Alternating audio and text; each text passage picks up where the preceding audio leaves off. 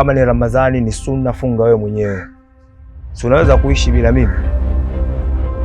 Wanangu msirikamba nitatafuta futari vipi sasa hivi? Nishategemea ndakata vidizi vyangu, vidizi vyote haviko. Wewe unaniambia sina jaziba. Nipo futari wewe bwana Sheha.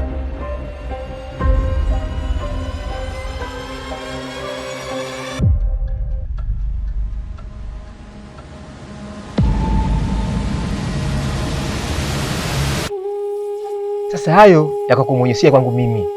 Mimi ni Sheha tu, ndio upo ujumbe uchukue, ila tu asifundwe na mamai, ufundwe na ulimwengu. Saa hizi ni zamu yetu sisi, ni maisha ya kwangu, sio ya kwako tena.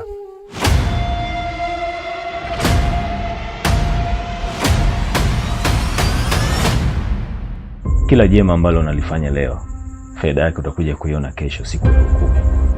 Yaani hata kuheshimu huu mwezi wa Ramadhani mnashindwa. Mungu kulani. Hivi wewe unajielewa kweli?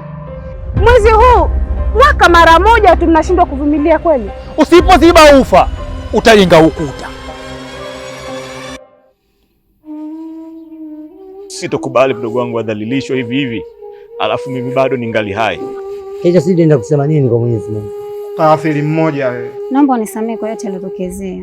Na vipi kuhusu wazazi wake? Sasa umekuja umenuna? Kwa sababu amefunga. Mpaka sasa uko chini ya ulinzi.